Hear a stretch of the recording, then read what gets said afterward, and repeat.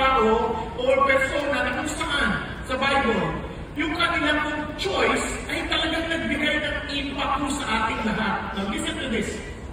Lahat tayo ay may pagpiling ginagawa. Every day of our lives, namimili tayo.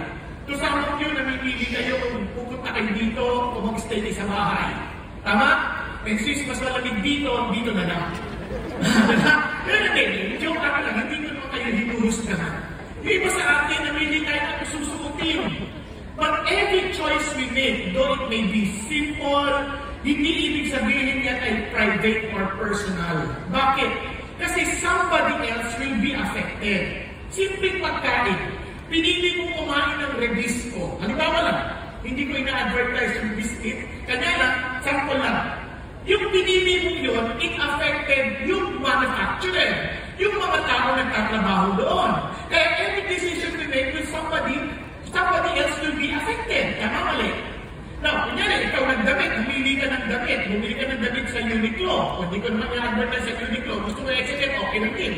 Now, what the point is this? Apektuhan mo yung mga nagtatrabaho sa Uniqlo, mga nagsusupply ng damit sa Uniqlo, at kung ang pinili mo yung damit na is not personal, it always affects somebody else.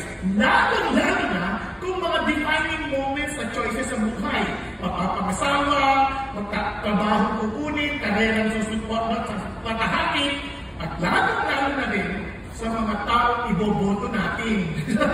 Hindi sa totoo lang kasi ako po, hindi ko sasabihin kung saan ako nakatira, pero nahihirapan po ako dahil wala ako kung mapili kung sino pong aking iyaman na alkalde.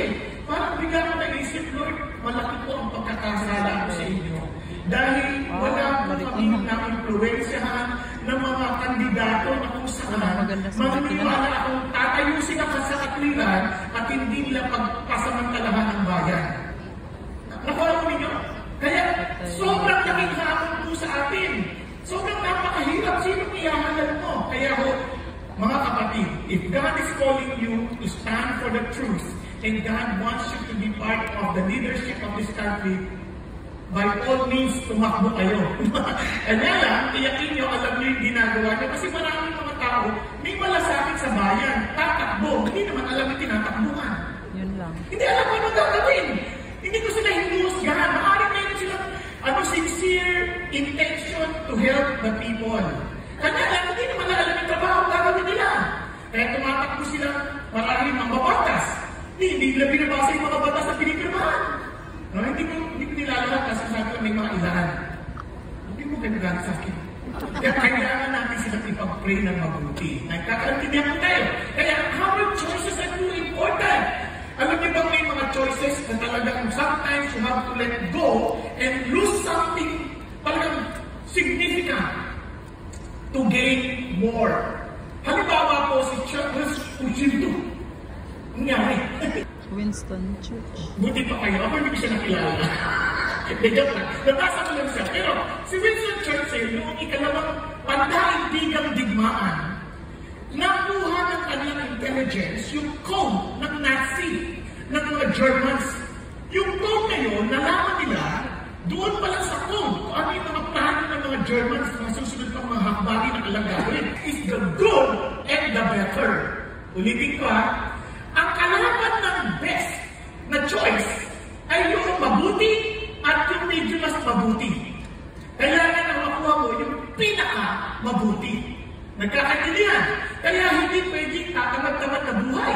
Hindi pwedeng hindi pinag-iisipan ang ating mga choices sa buhay. Kaya katulad doon ng mga halimbawa ating mga inahan, hindi lang tatapusan ng tayo, si Daniel Nate at talagang best choice. Not to compromise, kaya naman ang hamon sa atin is to also follow his example, to live consistently by God's standard and for His glory. At biruin niyo ang kapalit nun, yung pagkabinata niya, yung kakain ng masarap, di ba? Yung comfort ng kanyang buhay. Ganon din si Zacchaeus. He sought for Jesus.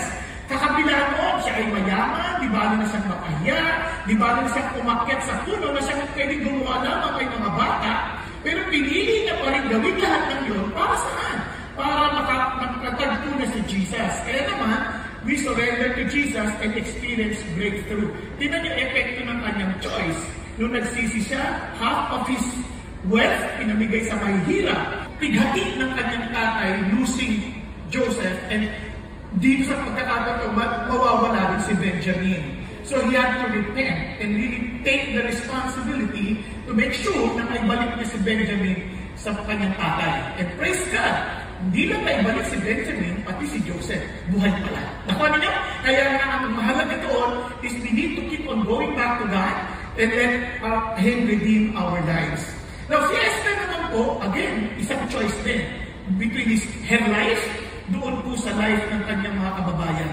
And she was willing to let go of her comfort in the palace to make sure. Kaya sabi, if I perish, para lang po maligtas ang kanyang kababayan. So she trusted and obeyed. So we are to multiply God's favor, meaning growing in our experience of God's grace through obedience, faith, and wisdom.